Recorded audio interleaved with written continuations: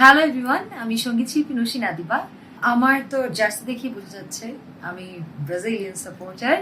আমি 2002 সাল থেকে ফুটবল দেখি, ফিফা দেখি, এবং তখন থেকে আমি আসলে ব্রাজিলের একটা বড় ফ্যান। বা আমার বাবার সাথে খেলা দেখতে দেখতে আসলে আমি ব্রাজিলের ফ্যান হয়ে উঠি, because he also was one of Brazil supporters.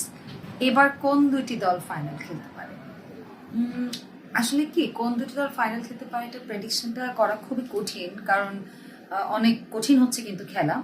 সব দলই ভালো খেলছে, অনেক ছোট ছোট দল যাদেরকে আমরা এক্সপেক্ট করিনি তারাও অনেক ভালো খেলছে। কিন্তু deep in the bottom of my heart from আমি চাই যে যেন ব্রাজিল আর্জেন্টিনা ফাইনাল খেলে। সেটাই তো ভালো হবে। আপনারা কি বলেন? বিশ্বকাপ চ্যাম্পিয়ন যেহেতু আমি ব্রাজিলিয়ান সাপোর্টার, আমি অবশ্যই চাই তারা হোক। অনেক বছর তো হয়ে গেল, 5টা কাপ যদি আমাদের কাছে আছে, আর কেন হবে না? না হওয়ার তো কোনো কারণই দেখছি না। ওরা প্রথম থেকে সব ভালো ভালো দলের সাথে খেলছে, কঠিন কঠিন দলের সাথে খেলছে। ওদের আসলে আস্তে আস্তে ওরা ওদের যাত্রাটাকে আরো ব্রাইটেন আপ করছে, ওরা আরো ভালো খেলছে। তবে আমি তো from the bottom of my heart আমি চাই ব্রাজিল জিতুক। যদিও আমি ব্রাজিলিয়ান সাপোর্টার, ব্রাজিলের অনেক অনেক লেজেন্ডারি প্লেয়ার্সরা আছেন, ওনাদেরকে বলা হয় যে একদম লিজেন্ডস তৈরির একটা কারখানা, ব্রাজিল টিমকে বলা হয়। কিন্তু স্টিল যদি একদম আমি অনেস্টলি অ্যান্সার দিই, আমার পছন্দের player Messi, of course. Is a goat, and ওনার খেলা দেখতে একটা ডিফারেন্ট মজা আছে। অ্যাকচুয়ালি আমার যেটা মনে হচ্ছে, এবার তো মেসি বনাম সকল টিম খেলছে, আর্জেন্টিনা বনাম কিন্তু খেলছে কিনা আই ডোন্ট নো। আপনারাই ভালো বুঝবেন, জানবেন। তবে আমার প্রিয় প্রিয় প্লেয়ার কিন্তু মেসি। আমি ওনার খেলা অনেক আগে থেকে দেখি। উনি যখন বার্সেলোনায় ছিলেন আমি তখন ওনার খেলা অনেক দেখেছি। So he is my favourite. বিশ্বকাপ তো এবার আমার বিয়ের পর আমার প্রথম বিশ্বকাপ এটা। সো আমি প্রেফার করি যে আমি বাসায় দেখছি। আর টাইমিংটাও একটু আসলে অড হয়ে গেছে বাংলাদেশিদের জন্য, যে কারণে বাইরে গিয়ে বা অনেক বড় একটা গ্যাদারিংস এর সাথে খেলা দেখাটা একটু কঠিন হয়ে পড়েছে আমার জন্য। তবে আমি এবার বাসায় বসে খেলাটা দেখতে খুবই এনজয় করছি। এর আগে কিন্তু আমি আমি জাহাঙ্গীরনগর ইউনিভার্সিটি থেকে পড়াশোনা করেছি। গতবারের বিশ্বকাপটা কিন্তু আমি জাহাঙ্গীরনগরে দেখেছি। ওইটার ক্রেজটা আবার ডিফারেন্ট, সবাই মিলে বড় পর্দায় খেলা দেখা, ডিফারেন্ট ডিফারেন্ট দল থাকে, ওইটা আরেকটা মজা।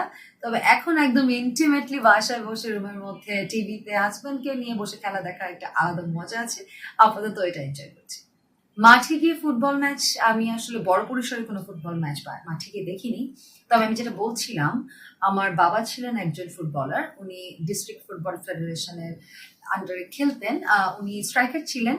তো উনি ইনজুরির কারণে পরবর্তীতে আর খেলাটা উনি চালিয়ে যেতে পারেননি বা কন্টিনিউ করতে পারেননি। উনি কিন্তু মাঠে ইনজুরি হয়েছিলেন। তো আমি পরবর্তীতে যখন আমি বড় হই, আমার এখনো মনে আছে, আমার 5-6 বছর বয়স, একটু একটু মনে আছে যে আমি তখন বাবা প্র্যাকটিস করতেন, ওখানে আমি যেতাম এবং অনেক মশা টশা থাকতো। আমি ওখানে ফুল গ্যালারিতে, এবং ওইটা একটা মজা হচ্ছে কি, ওই গ্যালারিটা থাকতো ফাঁকা, ওখানে তো প্র্যাকটিস টাইম, ওইখানে শুধু আমি থাকতাম, এখান থেকে এখানে দৌড়াদৌড়ি করতাম। It was whole empty gallery for me. খুবই প্রেশিয়াস ছিল আমার কাছে এই এক্সপিরিয়েন্স গুলা, মেমোরিজ গুলা এখনো আছে। বাবাকে দেখেছি খেলেছে, তো ওইটার সময় আমি স্টেডিয়ামে গিয়ে খেলা দেখেছি। আমার ছোটবেলায় চামচ দৌড়, তারপর মার্বেল দৌড়, 300 মিটার দৌড়, ওগুলাতে আমি খুব ভালো, আমার অনেকগুলো সার্টিফিকেটস আছে ওটাতে। ওই খেলাটাই আমি বেস্ট, ওইটা আমি পারবো। কিন্তু ফুটবল কিংবা ক্রিকেট আমি কোনোদিন খেলি নাই। ছোটবেলায় স্কুলে আমরা বিভিন্ন ধরনের স্পোর্টস অ্যাক্টিভিটিস হতো, ওইগুলোতে আমি পার্টিসিপেট করেছি, এবং ওগুলোতে কিন্তু আমি ফার্স্ট, সেকেন্ড, থার্ড, অনেক সম্মাননা, অনেক কিছু পেয়েছি। ওইটাই আমার আসলে বলতে গেলে আমি খেলা পারি। এছাড়া আমি কিন্তু উনো খেলি বাসায় বসে এখন, অনেকেই খেলে। তবে ফিজিক্যাল গেমস আসলে আমি একটু কমই খেলি।